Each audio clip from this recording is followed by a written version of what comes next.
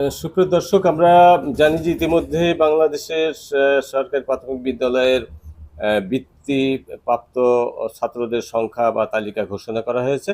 তো আমরা এখন এসেছি মেহেরপুর সদর উপজেলার গোপালপুর সরকারি প্রাথমিক বিদ্যালয়ের একজন শিক্ষার্থী। সে প্রাথমিক বৃত্তি পরীক্ষায় সাধারণ গ্রেডে বৃত্তি পেয়েছে। তো তার সাথে একটু কথা বলবো। আবু রায়হান গোপালপুর সরকারি প্রাথমিক বিদ্যালয় থেকে এবার সে পরীক্ষা দিয়ে কৃতকার্য হয়েছে এবং সাধারণ গ্রেডে বৃত্তি পেয়েছে। তো আবু রায়হান, তুমি কেমন আছো? আলহামদুলিল্লাহ, আমি ভালো আছি। আহ, তো আমরা জেনেছি যে তুমি সাধারণ গ্রেডে বৃত্তি পেয়েছো। তো কোন বিদ্যালয় থেকে বৃত্তি পেয়েছো আর কোন ক্লাসে এখন পড়ো?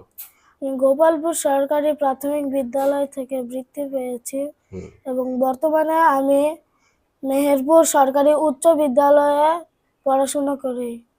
তোমরা কয় ভাই বোন? তোমরা আমরা দুই ভাই। তোমরা দুই ভাই। তুমি কি বড় না ছোট? আমি ছোট। তোমার আব্বু আম্মু আছে কোথায়, কি করে ওনারা? আমার আম্মু বাড়িতে থাকে আচ্ছা আচ্ছা।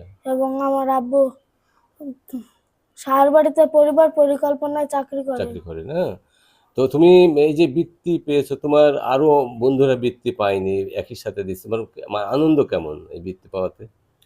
আমি অনেক আনন্দিত বৃত্তি পেয়ে। আহ, তো তুমি ভবিষ্যতে এই যে পড়াশোনা করবা, ভবিষ্যতে কি স্বপ্ন, কি হবা তুমি? আমি অনেক পড়াশোনা করব এবং বড় হয়ে ডাক্তার হব। চমৎকার, চিকিৎসক হবা, হ্যাঁ, বড় ডাক্তার হবা।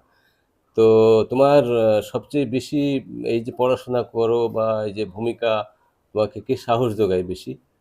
আমার বাবা। হ্যাঁ, তোমার কাছে সবচেয়ে প্রিয় কোন স্যার? আমার গোপালপুর সরকারি প্রাথমিক বিদ্যালয়ের সবচেয়ে প্রিয়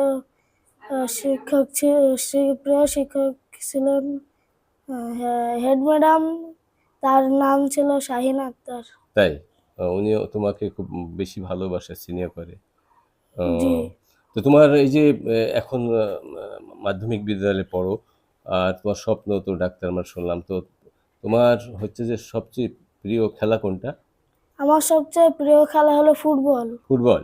এখন জি। তো বিশ্বকাপ হয়েছে, তাহলে তোমার সাপোর্ট মানে একটা দলের আছে, কোন দলের সাপোর্ট করো? আর্জেন্টিনা। আর্জেন্টিনার সাপোর্টার? তো বিরাট জি। ব্যাপার। আর্জেন্টিনা এত ভালো লাগে কেন তোমার কাছে, এত দল থাকতে? আর্জেন্টিনা অনেক ভালো খেলা খেলে। ভালো খেলে, তাই না? তোমার আর বন্ধুরা আছে বৃত্তি পায়নি। তো এই বৃত্তি পাওয়ার পর তারা কি, তোমার সবচেয়ে প্রিয় বন্ধু যারা, তারা কি বলে এখন? তারা বলে কংগ্রেচুলেশন। আপনারা দোয়া করবেন আমি যেন অনেক লেখাপড়া শিখে দেশের একজন আদর্শ নাগরিক হতে পারি। আসসালামু আলাইকুম।